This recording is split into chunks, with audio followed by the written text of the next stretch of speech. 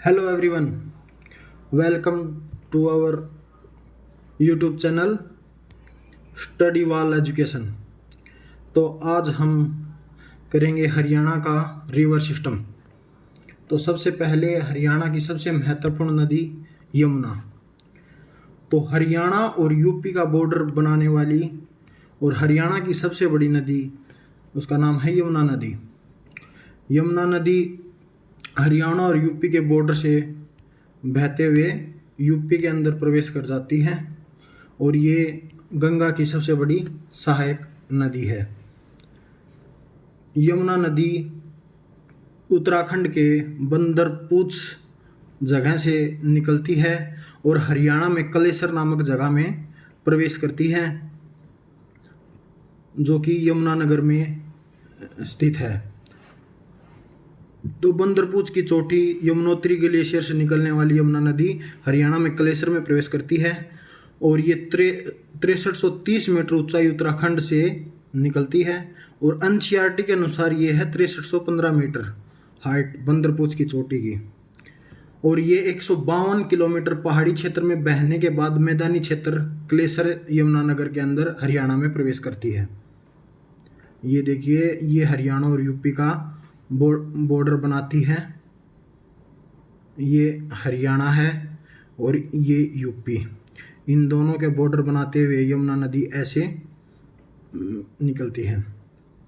और ये हरियाणा के 6 जिलों के अंदर से बहती है, जिसके अंदर है यमुनानगर सबसे पहले जिसमें प्रवेश करती है, उसके बाद करनाल, फिर पानीपत, सोनीपत, फरीदाबाद और पलवल से होकर ये यूपी के अंदर प्रवेश कर जाती है। और ये यहाँ सोनीपत के बाद ये हरियाणा के पास लगते हुए अपने भारत की राजधानी दिल्ली के अंदर प्रवेश करती है। आगरा का ताजमहल भी इसी नदी के किनारे, यमुना नदी के किनारे बना हुआ है। तो अब हम देखते हैं यमुना नदी के किनारे या उस पे बने हुए कुछ बांध इम्पोर्टेंट हैं जो अपने हरियाणा एचएससी सीटी और ग्रुप डी के लिए।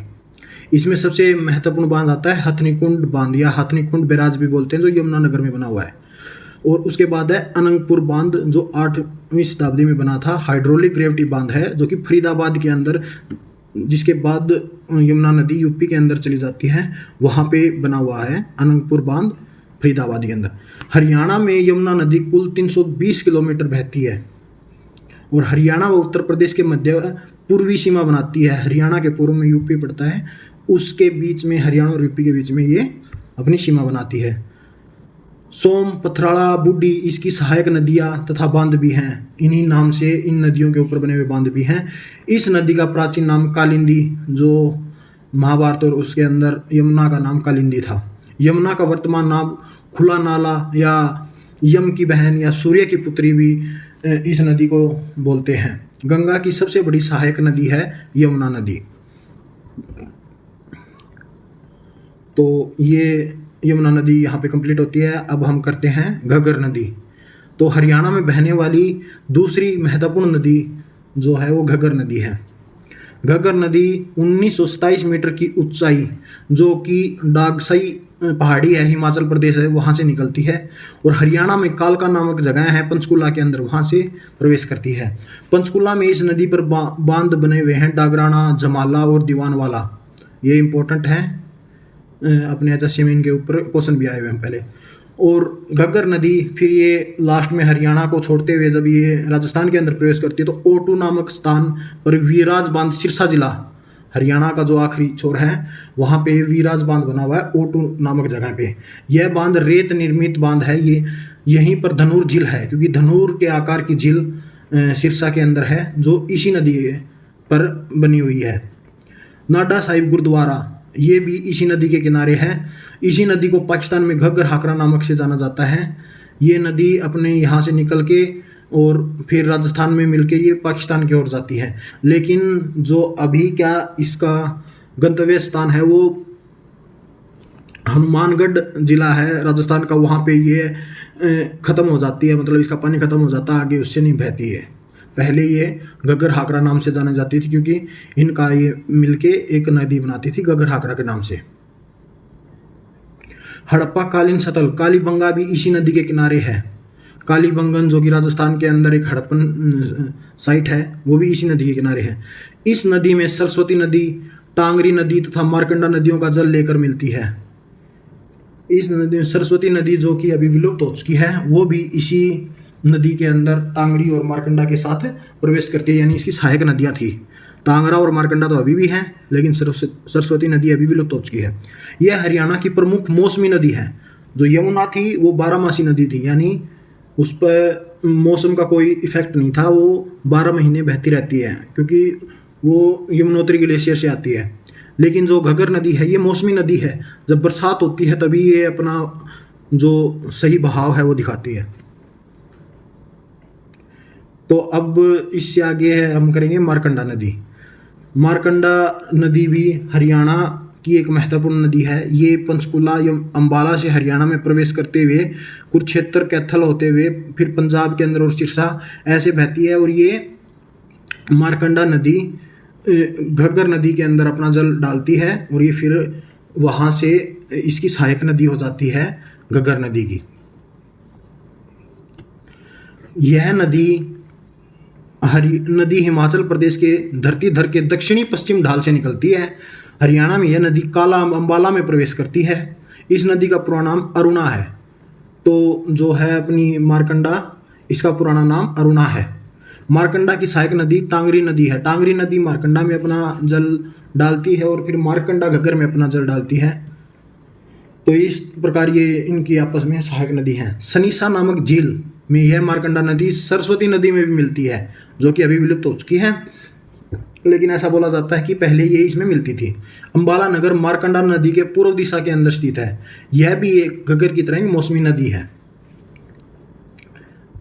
तो अब इससे आगे हम आ जाते हैं हरियाणा नदी रिवर सिस्टम के अंदर टांगरी नदी पे। यह नदी हरियाणा मोरनी की पहाड़ियों से, वो नदियाँ जो थी घग्गर, मार्कंडा और जो भी यमुना, वो उत्तराखंड से आ रही थी, लेकिन टांगरी ऐसी नदी है जो हरियाणा की ही मोरनी की पहाड़ी जो कि अपने पंचकुला जिले के अंदर है, स्थित है, वहाँ से निकलती है। यह पंचकुला जिले में है मोरनी की पहाड़ियाँ, और यह मार्कंडा की सहायक नदी है। तो टांगरी के बारे में यही इम्पोर्टेंट तथ्य हैं। तो इसके बाद हम आते हैं सरस्वती नदी। सरस्वती नदी जो अभी विलुप्त हो चुकी है, ये भी एक हरियाणा की इम्पोर्टेंट नदी थी। यह नदी हिमाचल प्रदेश के, जो पहले इसके बारे में था कि यह नदी हिमाचल के सिरमौर की पहाड़ियों से निकलती है। हरियाणा में ये यमुनानगर जिले के आदि बद्री नामक स्थान से प्रवेश करती है। पेवा नामक कस्बा इसी नदी के किनारे स्थित है। सरस्वती नदी के किनारे महाभारत की रचना वेदव्यास ने की थी, और सरस्वती नदी के किनारे नरकतारी तीर्थ स्थित है। थानेसर नामक कस्बा भी सरस्वती नदी के किनारे स्थित है। सरस्वती नदी की सहायक नदियां मार्कंडा नदी है, जो कि सनिस्का नामक झील में मिलती हैं। सरस्वती नदी और मार्कंडा नदी सनिस्का नामक झील में मिलती हैं। प्राचीन काल में यह नदी इलाहाबाद नामक स्थान पर गंगा, यमुना, सरस्वती, जहाँ मिलन बोलते हैं ना, संगम बोलते हैं इलाहाबाद, अभी जिसका नाम बदल के प्रयागराज हो गया है, वहाँ ये तीनों नदियाँ आपस में मिलती थी। निचली खांड के नाम से हरियाणा में कौन सी नदी को जाना जाता है? आपगा नदी को हरियाणा में निचली खांड के नाम से जाना जाता है। आपगा नदी की सहायक नदियां हैं हरण्यवती, तेतरणी व मंदाकिनी। आपदा नदी चिनाब की सहायक नदी है। चिनाब जो कि अपने हिमाचल प्रदेश और जम्मू कश्मीर उसमें बहती है, उसकी ये सहायक नदी है आपगा नदी। तो ये हो गई हमारी जो शिवालिक रेंज या जो अपना उत्तर हरियाणा की नदियाँ। अब हम जो आते हैं जो अपने साउथ में है, दक्षिण हरियाणा की महत्वपूर्ण नदियाँ, उसके अंदर सबसे पहले आती है साहिबी नदी। साहिबी नदी जो है राजस्थान के जीतगढ़ की पहाड़ी से निकलती है, और साहिबी नदी को राजस्थान में सोता नदी की सहायक नदी है। साहिबी नदी को हरियाणा में इंदौरी नदी की सहायक नदी बताया जाता है, और हरियाणा में प्रवेश अकोली नामक स्थान से प्रवेश करती है। ये हरियाणा के अंदर अकोली गांव के उत्तर दिशा में यह नदी बहती है। इंदौरी नदी साहिबी नदी में पटौदी नामक स्थान पे, जो कि हमारा गुरुग्राम का एक तहसील या एक जगह है पटौदी, वहाँ पे इंदौरी नदी और साहिबी नदी एक दूसरे से मिलती हैं। इस नदी पर रेवाड़ी में मसानी बांध, ये एक इम्पोर्टेंट है। मसानी बांध जो है वो साहिबी नदी के पर बना हुआ बांध है। यह नदी नजफगढ़ झील में गिरती है।